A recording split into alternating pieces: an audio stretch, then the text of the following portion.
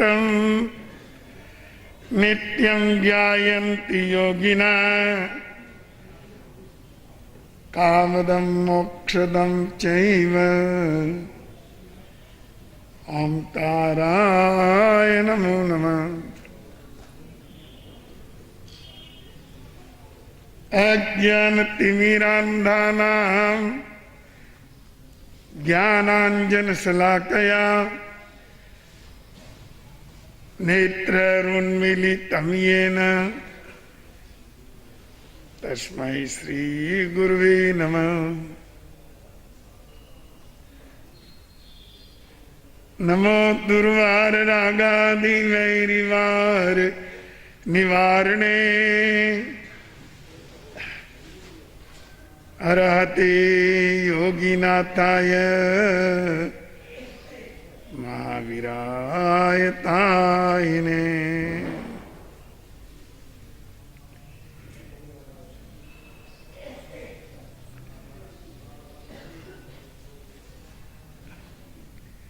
प्रिय श्रोताजनों,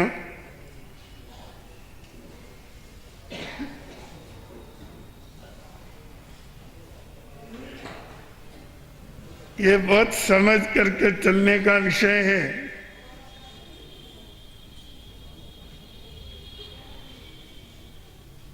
कि जीवन में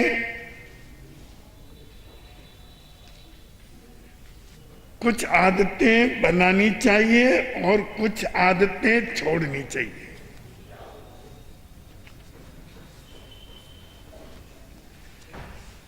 जितनी भी बुरी आदतें हैं उनको छोड़ना है।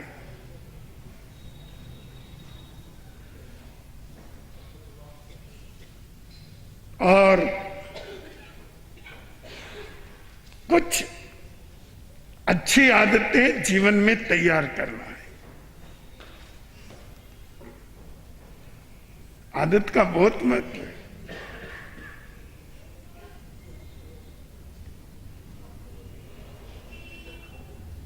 आदत जीवन का अंग बन जाती है।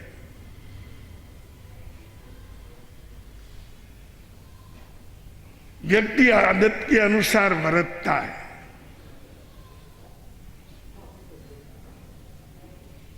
ये आवाज कहां से आ रही है?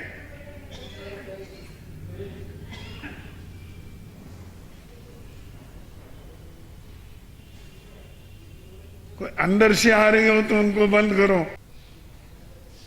जीवन का संचालन करती है या जीवन का निर्वाह करती है? कुछ भी करें पर आदत का जीवन में महत्व जरूर है।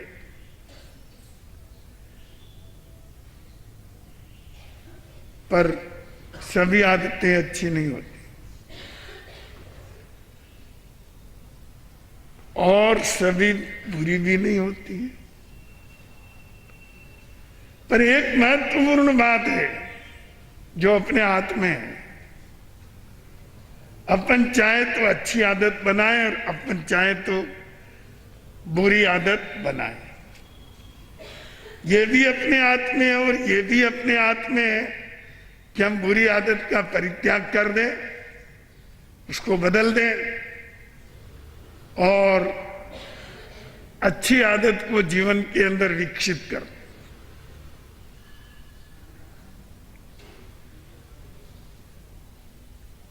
जीवन में बहुत प्रवृत्तियां चलती है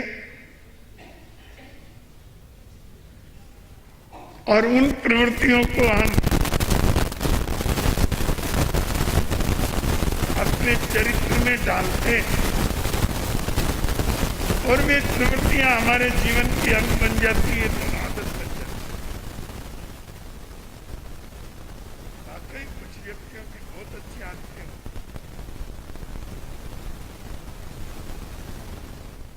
वे जल्दी उठते हैं,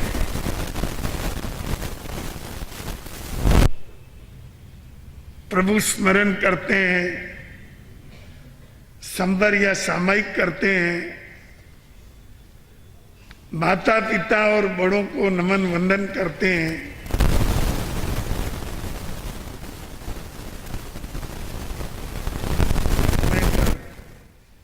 सारे कार्य संपादित करते हैं,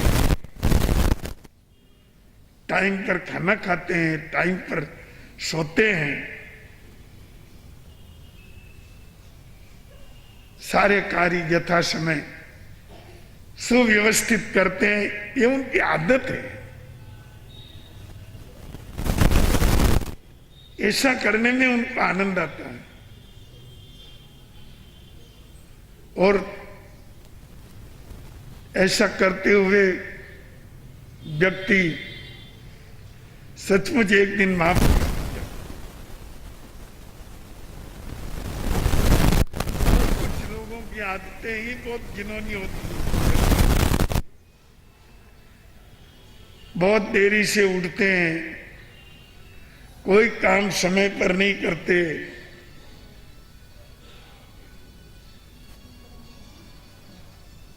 पल पल में क्रोध करना, पल पल में झगड़ना, बात बात में औरों की निंदा करना, बड़ों का अनादर करना,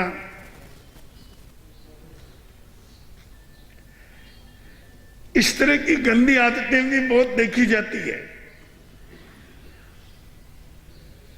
पर आपको पता है, इस तरह का व्यक्ति न परिवार में सुख पाता है, न सुख देता है, न समाज में सुख पाता है और न समाज को सुख देता है। तो अपनी आदतों को स्वयं देखना चाहिए और उनकी समीक्षा करनी चाहिए। इंग्लिश में एक कहावत है, वॉच योर हैबिट्स। तुम अपनी आदतों की देखभाल करो।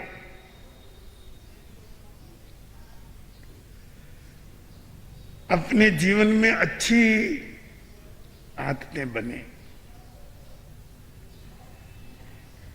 नम्र रहें, बड़ों का आदर करें। कुछ चाहता नहीं है और जेब से कुछ देना भी नहीं पड़ता।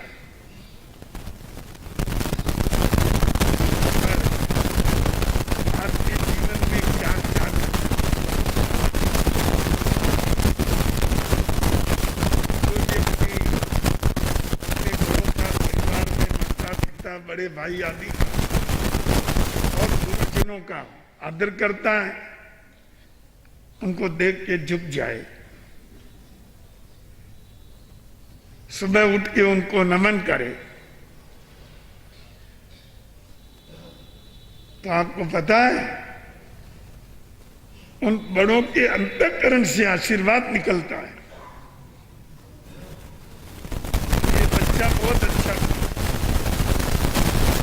बहुत सुखी रहे।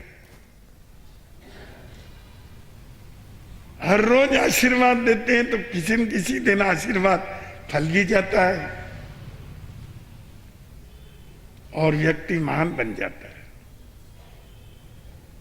महिलाएं भी बहुत उच्च कोटि की बन जाती है। आज स्वाध्याय करते हुए एक सूत्र मिला,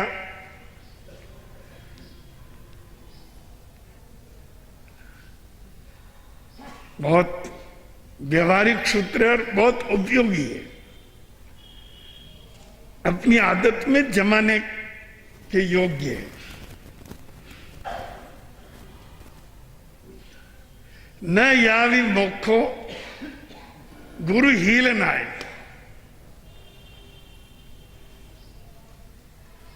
सचमुच बहुत प्रेरक सूत्र। उन्होंने कहा वो व्यक्ति कभी मोक्ष में नहीं जाएगा, कभी मुक्ति प्राप्त नहीं करेगा, जो अपने गुरु की अवहेलना करता है और उनकी असाधना करता है। न यावि मोक्षो गुरु हीलनाय, गुरु की निंदा करता है, कभी मुक्ति का पात्र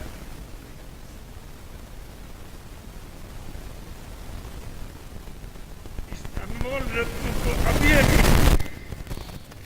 स्वाध्याय करते करते मैं इधर आया,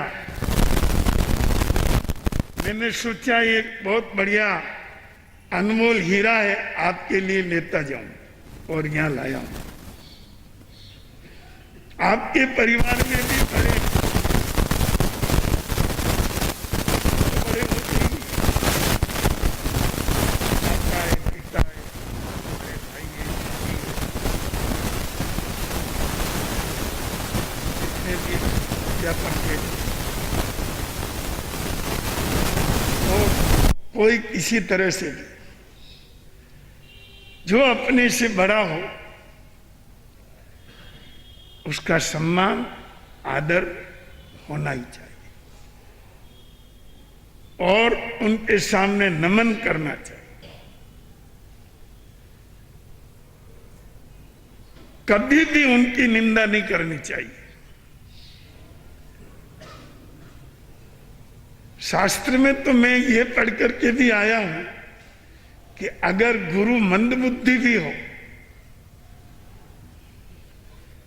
और अल्प सुतज्ञ हो,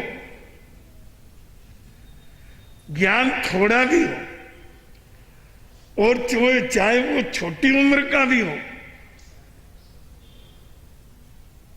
ये नहीं सोचना चाहिए कि ये मेरा क्या हित कर लेंगे, इनको क्या नमन करना,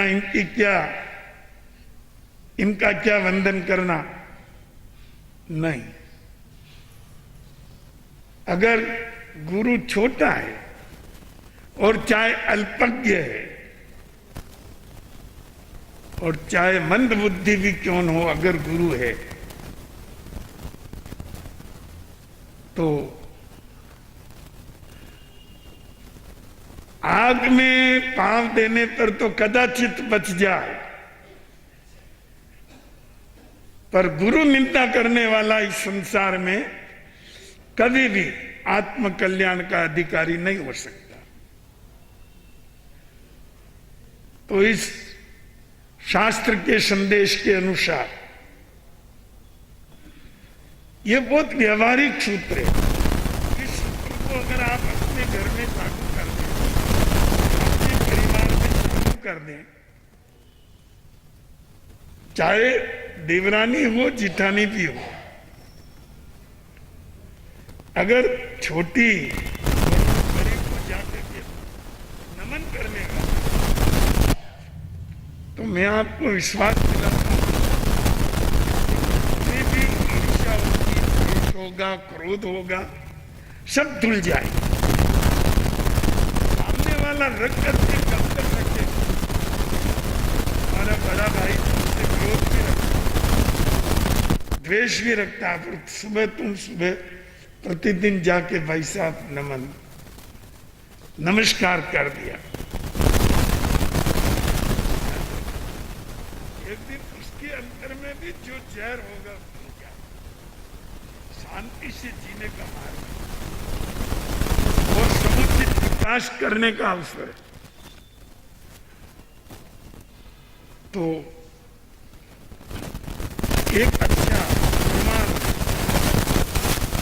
शिष्य होता है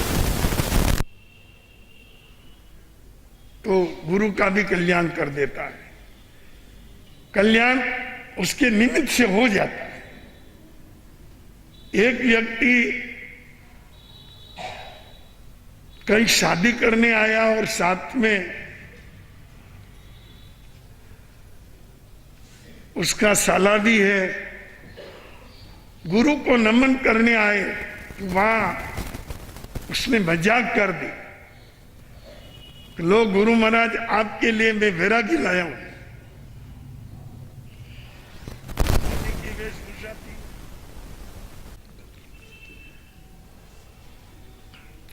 और ऐसा कहती चंद्ररुद्राचार्य बहुत क्रोधी थे,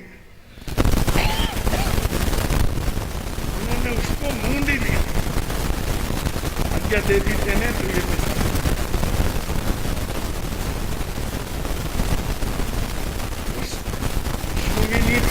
शिष्य ने स्वीकार किया। उन्होंने कहा यहां से चलो,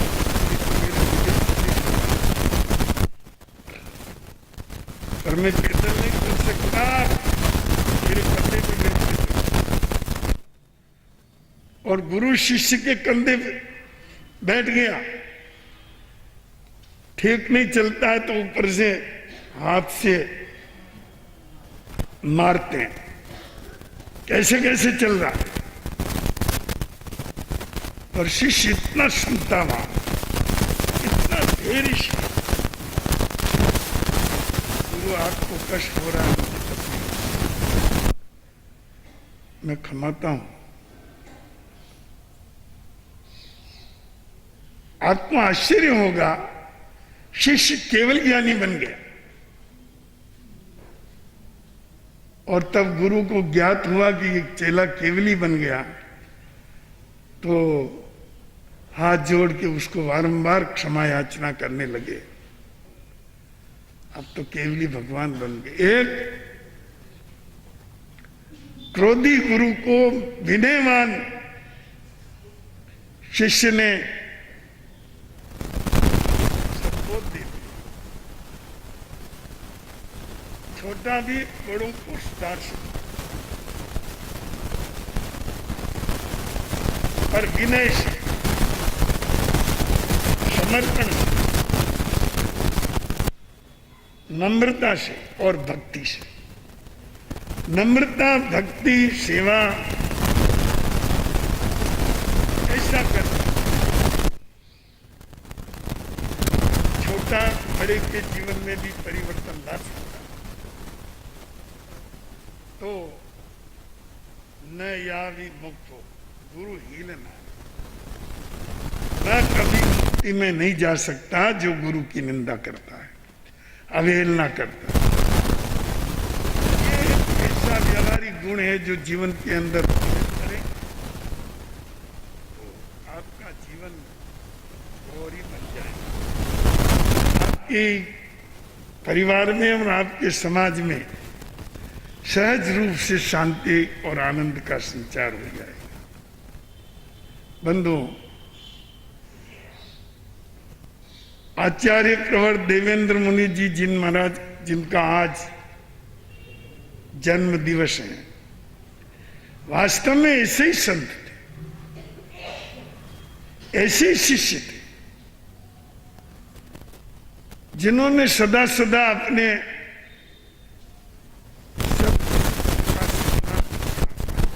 विनय किया और सेवा की। और गुरु के आशीर्वाद का प्रसाद उनको ऐसा मिला कि श्रमण संघ के आचार्य बन गए।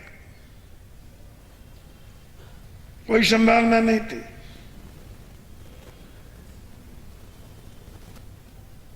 कि ये आचार्य बनेंगे।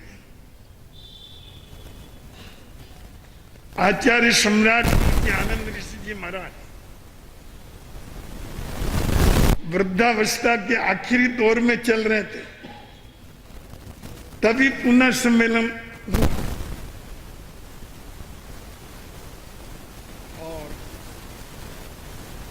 वहां पर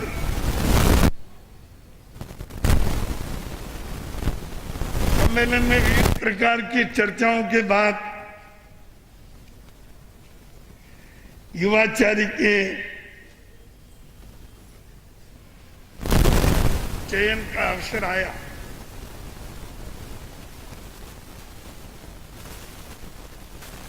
और किसी भी तरह से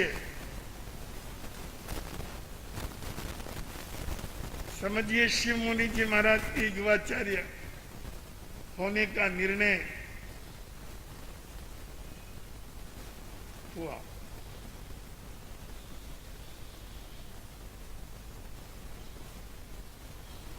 तो सामान्यतया संघ में दो ही होते हैं, एक आचार्य और युवाचार्य। बात यहां खत्म होनी चाहिए, पर बात खत्म नहीं हुई। हम लोगों के विचारों में कुछ कई बातें थी।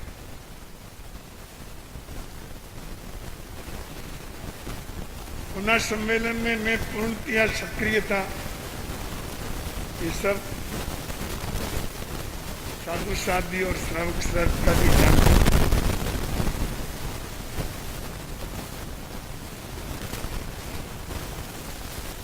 कारण कुछ भी रहा,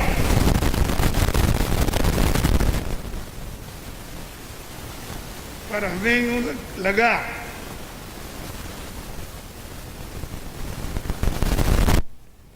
कि कुछ सुव्यवस्था के लिए और कुछ आवश्यक।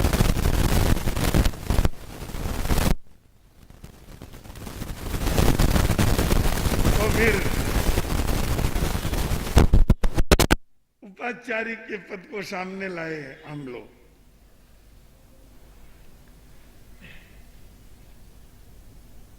आचार्य, उपाचार्य और युवाचार्य। आचार्य के बाद उपाचार्य आचार्य बने और आचार्य के बाद युवाचार्य आचार्य बने। एक नए ढंग की व्यवस्था। हालांकि पहले भी ऐसा हुआ था, किंतु बहुत कठिन परिस्थितियों में हुआ था। आचार्य आत्माराम जी महाराज स्थानापन्न थे, कहीं विचर नहीं सकते थे और शरीर से भी बहुत अशक्त थे। उस समय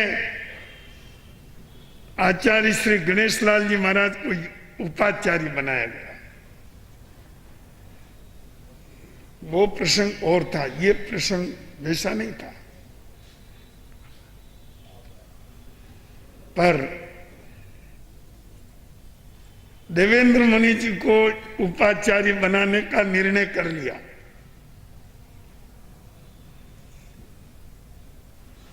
युवाचार्य डॉक्टर शिव मुनि जी मान्य, पर युवाचार्य देवेंद्र मुनि जी भी मान्य हो।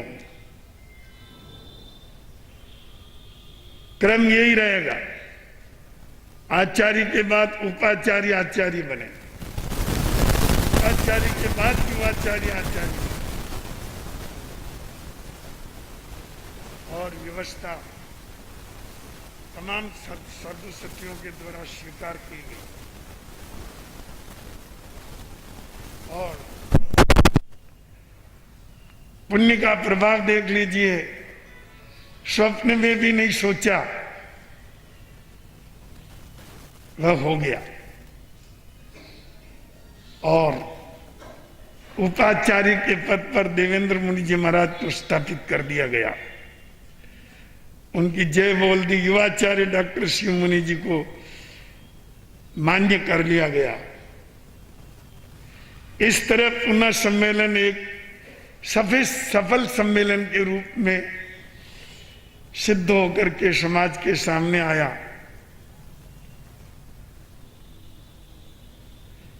इस सारी व्यवस्था के पीछे कुछ लंबी सोच थी।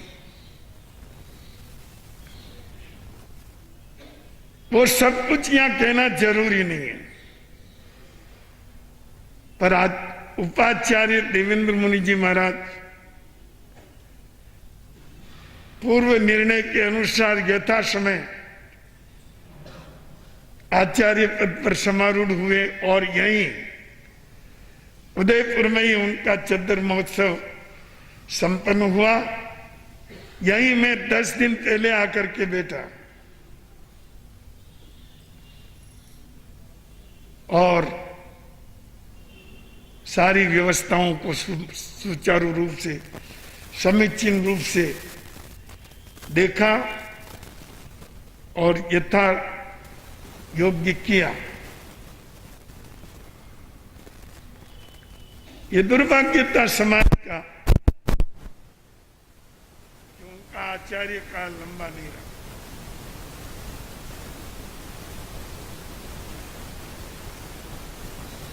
जिसकी हमने कल्पना की,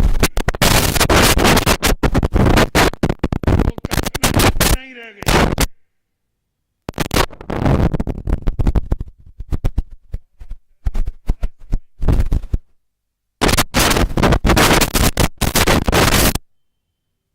मैं मैं तो दक्षिण में था, हवा करेगा।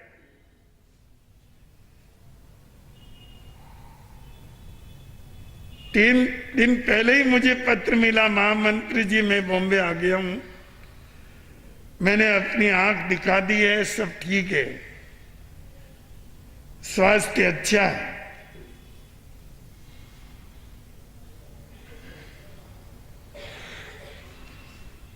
चारों तरफ यहां मेवाड़ संघ छाया हुआ है, यह आपकी देन है। और मैं पत्र पाकर खुश हुआ। यथा समय इधर से विहार की संभावना है। आप अपने समाचार लिखें। कुछ 3-4 दिन के बाद ही ये दुखद समाचार मिल गया कि आचार्य श्री नहीं रहे।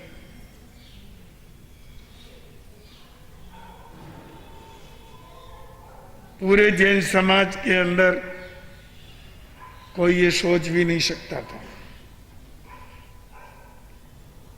और एक अनहोनी घटना अचानक हो गई।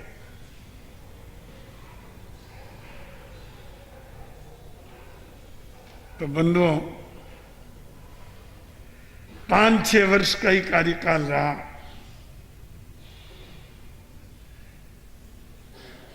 वो हमारे ठेठ बचपन के साथी थे।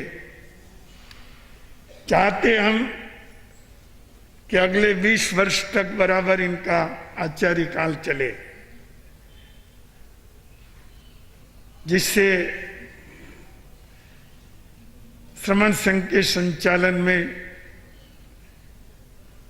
बहुत सुविधा रहेगी। वे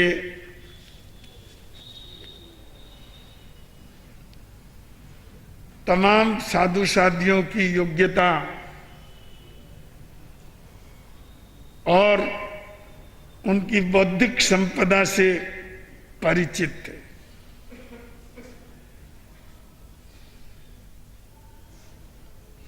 अपनी विधि और विधान के अनुसार वे अपना धर्म शास्त्र संचालित करते। हम सब साथ थे, कहीं कोई भी दुविधा नहीं थी, और जो भी कठिनाई आई सम्यक प्रकार से उसका समाधान भी हुआ। पर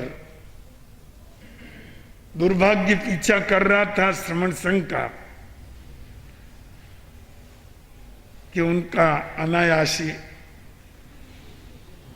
देहावसान हो गया। बंधुओं, नासिक वाली घटना तो मैंने आपको एक बार शायद बताई थी। इंदौर में चातुर्मास था, मैं बॉम्बे में था, मुझे दक्षिण जाना था, चेन्नई। आचार्य श्री का संदेश था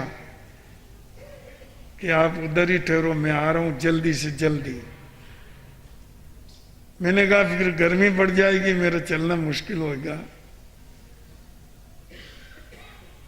तो नहीं, मैं आ रहा हूं।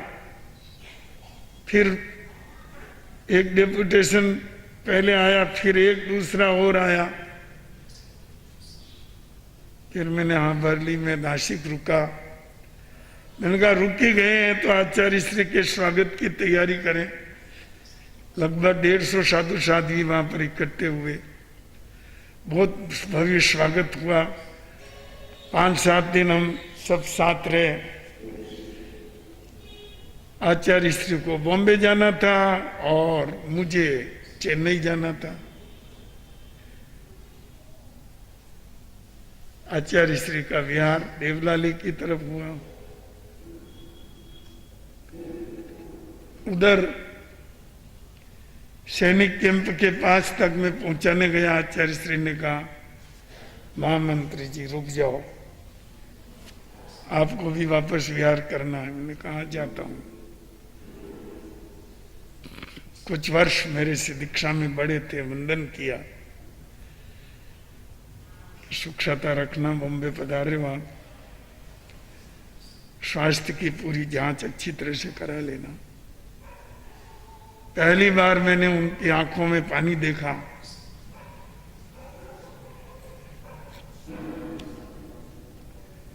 मैंने कहा आप चिंता न करें, जल्दी मिलेंगे, और कोई भी समस्या श्रवण संघ में आएगी तो मैं साथ ही हूं। आप सानंद पधारें, कोई तरह का विचार न लाएं। पर पहली बार मैंने उनकी आंखों में पानी देखा बिछड़ते हुए। मुझे क्या पता ये किसी बात का संकेत है,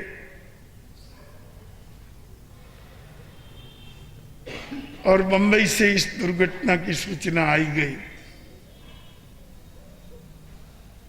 बंधुओं, आचार्य श्री का शासनकाल अगर 10-5 वर्ष और अधिक रहता तो श्रमण संघ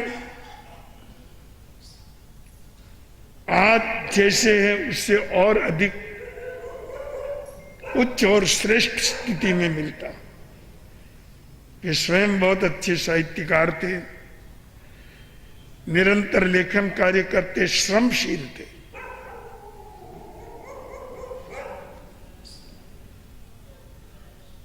खूब अध्ययन था उनका, और बहुत स्वाध्याय करते थे, लिखते भी थे, और अनेक ग्रंथ उन्होंने लिखे भी हैं,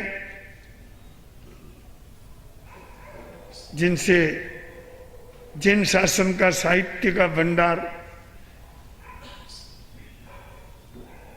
और कुछ विकसित हुआ। मिलनसार थे और सहृदय थे। कटुता नाम की चीज उनके पास नहीं थी। कोई भी व्यक्ति हो, हमेशा मधुर भाषा में बात करते, बहुत मीठा बोलते, दया पालो, गुणवान, पुण्यवान, ऐसे ही उसका सम्मान करते। तो कहने के लिए आचार्य श्री के विषय में मेरे पास बहुत बातें हैं, क्योंकि हम, पहली बात तो यह है कि हम लगभग एक ही क्षेत्र के विचरने वाले रहे। शेरा प्रांत और मगरा प्रांत, मेवाड़ प्रांत, ये कोई दूर नहीं। साधु साध्वी परस्पर सब क्षेत्रों में विचरते, हम भी उधर गए, कई बार साथ रहे। पुष्कर मुनि जी महाराज उपाध्याय जी के साथ रहते हुए इनका साथ भी था ही। मारवाड़ में भी कई जगह साथ रहे, सम्मेलनों में तो रही। बहुत बहुत साधुवाद के पात्र हैं या परम सम्माननीय है उपाध्याय पुष्कर मुनि जी महाराज, जिन्होंने देवेंद्र मुनि जी महाराज जैसे बहुत अच्छे विद्वान संत को तैयार किया, समाज को दिया। उनसे बहुत कुछ मिला, साहित्य मिला, उनका सत्संग मिला, उनका प्रेम मिला, और संघ को उनकी सेवा मिली।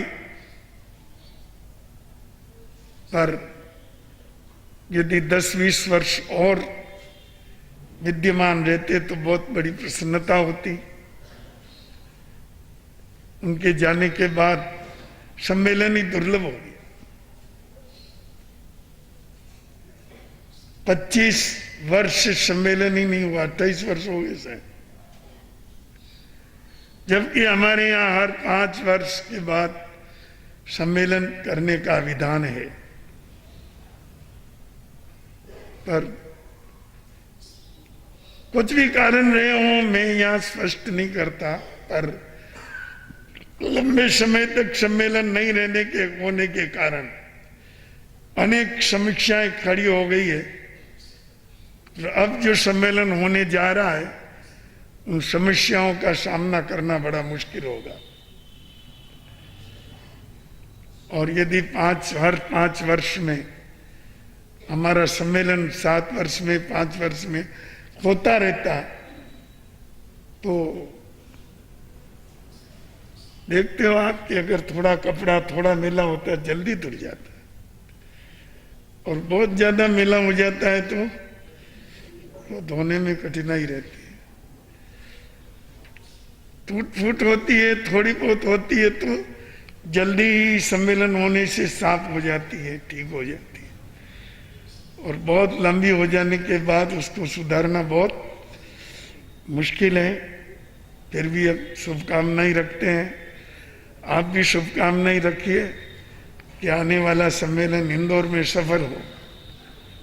साधु साध्वी जी चारों तरफ से चातुर्मास के बाद इंदौर की तरफ बिहार करने की भावना रख रहे हैं। तो बंधुओं, आचार्य श्री भी दिल्ली से बाहर आ रहे हैं।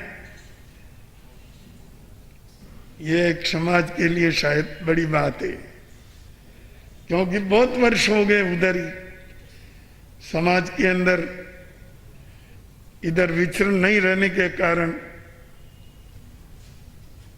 कई तरह की कठिनाइयां तो हुई है, पर सम्मेलन के लक्ष्य आचार्य श्री भी इंदौर की तरफ बिहार करने को तत्पर हैं।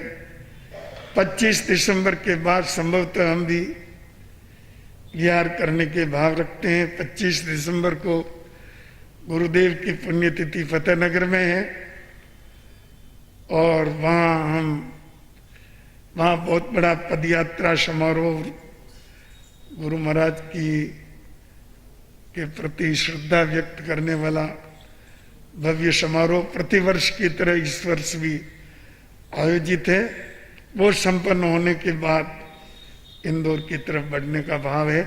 तो बंधुओं, जो मैं बात आपको कह रहा था, आप इस बात को समझिए कि किसी भी व्यक्ति का निर्माण होना बहुत मुश्किल है। एक बच्चे का जन्म होना आसान बात है, और उसका बड़ा हो जाना भी आसान बात है, और उसको एक बहुत अच्छा मानव बनना बड़ा कठिन है। इसी तरह हमारे धर्म शासन में भी दीक्षा होना कोई बड़ी बात नहीं है, और दीक्षा में चलते रहना और कोई बड़ी बात नहीं है, पर बहुत अच्छे विद्वान, ज्ञानी और विनयवान बनकर समाज का मार्गदर्शन कर पाए, ऐसी योग्यता प्राप्त करना बड़ा कठिन होता है। आचार्य श्री में ये योग्यता दीक्षित थी, ये मैं अपने अनुभव से कह रहा हूं। तो इस अवसर पर हम परम पूज्य आचार्य प्रवर श्री देवेंद्र मुनि जी महाराज के इस जन्म दिवस पर उनको हार्दिक उनके लिए मंगल कामना करते हैं, और भावना करो कि अपने जीवन के अंदर भी ऐसे ही सद्गुणों का विकास हो, हम भी कुछ योग्य बनकर कहीं न कहीं उपयोगी बने, समाज हित में, संघ हित में कहीं भी अच्छे से अच्छा काम करके इस जीवन को सार्थक बनाएं। इस अवसर पर इस तरह की मंगल कामना करिए। अंत में एक बार और परम पूज्य स्वर्गीय आचार्य प्रवर श्री देवेंद्र मुनि जी महाराज के उज्ज्वलतम सद्गति, क्रमशः परमोत्तम गति की कामना, शुभकामना करते हुए मैं अपनी बात पूरी करता हूँ। गुरु आरती।